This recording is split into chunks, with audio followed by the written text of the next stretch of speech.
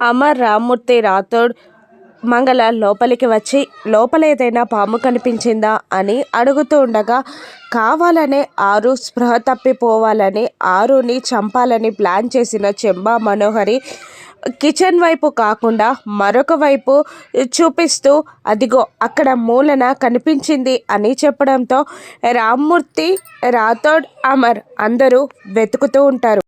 ఎట్టి పరిస్థితుల్లో కూడా పాము పైకి వెళ్ళకూడదు, వెతకండి అని అంటూ ఉండగా అది పాము ఏమైనా పావురమా పట్టుకోవడానికి అని మంగళ తిట్టుకుంటూ ఉంటుంది. అంతా వెతుకుతూ ఉంటారు అమర్, రాథోడ్, రామ్మూర్తి. ఇక మెల్లిగా కిచెన్లోకి వెళ్ళి ఆరు పాము రూపంలో ఉండడం చెంబా చూసి స్పృహ తప్పిపోవడం గమనిస్తూ ఉంటుంది. వెతకండి, పైకి వెళ్ళకూడదు పాము అంటూ కంగారుగా చెప్తూ ఉంటాడు అమర్. అంతా వెతుకుతూ ఉంటారు కానీ ప్రయోజనం ఉండదు. మరోవైపు బెడ్ పైన బాగి కూర్చోగా అదే రూమ్లో ఉన్న కాల మెల్లిగా బాగిని కాటు వేయడానికి బాగి కాలి దగ్గరికి పాక్కుంటూ వస్తూ ఉంటాడు. తను స్పృహ కోల్పోతున్నానని తెలుసుకున్న ఆరు ఎలాగైనా కాలా నుండి బాగిని కాపాడి కాలాన్ని అంతం చేయాలని ప్లాన్ చేసి స్పృహ తప్పకుండా తనని తాను కంట్రోల్ చేసుకుంటూ పైకి వెళ్తుంది. మెట్ల నుండి ఆరు పాము పైకి వెళ్తూ ఉండగా రామ్మూర్తి చూసిస్తాడు. దాంతో అల్లుడు గారు, పాము పైకి వెళ్తుంది అనడంతో అందరూ ఒక్కసారిగా పైకి పరిగెడతారు.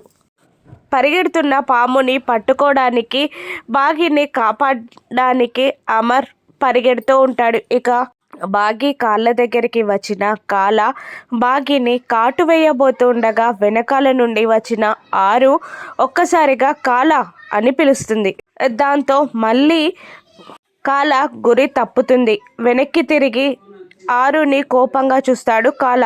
ఇద్దరు కోపంగా చూసుకుంటారు. కానీ అమర్ వాళ్ళు అందరూ వస్తూ ఉండడంతో ఇద్దరు మంచం వెనకాలకి వెళ్ళి దాక్కుంటారు కాల, ఆరు. బాగి కాలు పైన పెట్టుకో అని అమర్ వస్తూ అరుస్తూ ఉండడంతో అలాగే చేస్తుంది బాగి. మెల్లిగా వచ్చి బాగిని ఎత్తుకొని సోఫాలోకి తీసుకెళ్ళి సోఫాలో కూర్చోబెట్టి కాళ్ళు పైకి పెట్టుకో, కింద పెట్టకు అని అంటుండగా ఏమైంది అని అడుగుతూ ఉంటుంది బాగి. పాము వచ్చింది అనగానే పాము ఎందుకు వచ్చింది, ఎక్కడి నుంచి వచ్చింది అంటుండగా మిమ్మల్ని చంపడానికే వచ్చింది మేడం అని చెంబా అంటూ ఉంటుంది. మరోవైపు మంచం వెనకాల ఆరు కాల ఇద్దరు హేమీల్లాగా పోట్లాడుతూ ఉంటారు. ఇద్దరు పగపట్టిన పాములే కాబట్టి బుసలు కొడుతూ పోట్లాడుకుంటూ ఉంటారు. ఆరు స్ప్రే పీల్చడం వల్ల స్పృహ తప్పినట్టు అవుతూ ఉంటుంది. కానీ చెల్లి కోసం ధైర్యం తెచ్చుకొని కాలతో పోరాడుతూ ఉంటుంది ఆరు. మళ్ళీ మనుషుల అలికిడి వినిపించడంతో మెల్లిగా అక్కడి నుండి ఆరు కాల ఇద్దరు జారుకుంటారు. ఇక నేను ఇక్కడ నుండి ఎలాగైనా పారిపోవాలి అని అనుకున్న ఆరు పాము మంచం పైకెక్కి బెడ్షీట్లో దూరుతుంది. బెడ్షీట్లోకి వెళ్తున్న పాముని అందరూ చూసేస్తారు. అది ఆరు పామని చెంబా గుర్తుపడుతుంది. అదిగోండి బాబు పాము అని ఆరు పాముని చూపిస్తుంది చెంబా. ఇక దాంతో గన్ తీసుకురా అని అంటూ ఉంటాడు రామ్మూర్తి. వద్దు బాబు అని అమర్ గన్ తీసుకురమ్మనగానే అడ్డం పడిపోతాడు. వద్దండి, పామంటే నాగదేవతతో సమానం, అలా ప్రాణాలు తీయకూడదు అని అంటూ ఉండగా మేడం మీ పైన పగపట్టి వచ్చింది, అయినా వదిలేయమంటారా అని అంటూ ఉంటుంది చెంబ. మనోహరి కూడా అవునమ్మర్ దాన్ని చంపేయ్ అని అంటూ ఉంటుంది. రాథోడ్ గన్ తీసుకురాకుండా సైలెంట్గా నిలబడడంతో రాథోడ్ వెళ్ళి గన్ తీసుకురా అని అంటూ కోపంగా మాట్లాడగానే వెళ్ళి గన్ తీసుకొస్తాడు. బాబు ప్లీజ్ వద్దు అంటూ ఉండగా అది బాగిని చంపడానికి వచ్చిందని చెప్పినా కూడా వద్దంటారా అని అంటూ అక్కడికి వెళ్తాడు. ఇక స్పర్శ లేకుండా కదలకుండా పాము అలాగే ఉండడంతో అది మనం చేసిన స్ప్రే వల్ల కదలకుండా పడిపోయింది కదా సార్, తీసుకెళ్ళి బయటపడేద్దాం అని అంటుండగా మళ్ళీ ఎప్పుడైనా వస్తే ఎలా అని మనోహరి క్వశ్చన్ వేయగానే అవును నిజమే, అది కూడా బాగిని కాపాడుకోవాలి అంటే ఖచ్చితంగా దాన్ని చంపాల్సిందే, అది పగపట్టిన పాములాగా ఉంది అని అంటూ ఎవరు చెప్పినా వినకుండా అమర్ షూట్ చేస్తాడు. దాంతో బెడ్షీట్ పైన రక్తం కనబడుతుంది.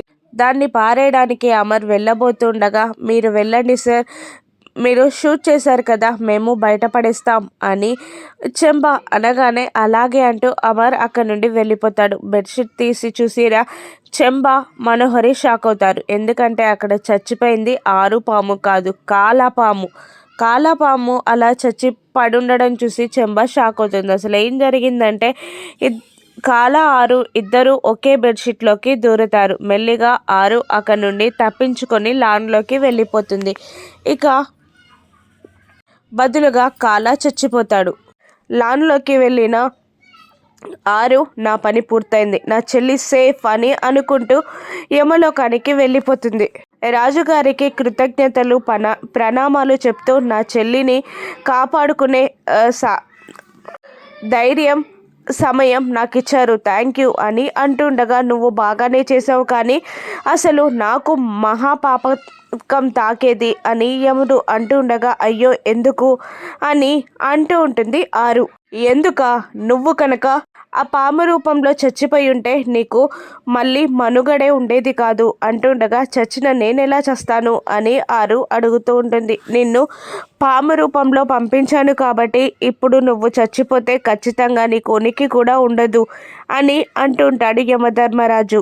అయినా నువ్వు చనిపోయాక ఇన్ని మమకారాలు ఎందుకు అని అడుగుతుండగా చచ్చిపోతే మాత్రం మమకారాలు ఉండవా?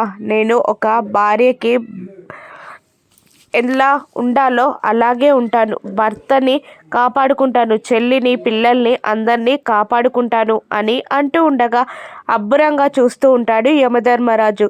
మళ్ళీ ఇలా అంటూ ఉంటాడు, స్వార్థంతో నిండిన మనుషులని చూశానే కానీ నీలాగా నిస్వార్థంగా నీ చుట్టూ ఉండే వాళ్ళు బ్రతకాలని నేను ఇప్పుడే చూస్తున్నా. చాలా సంతోషంగా ఉంది బాలిక.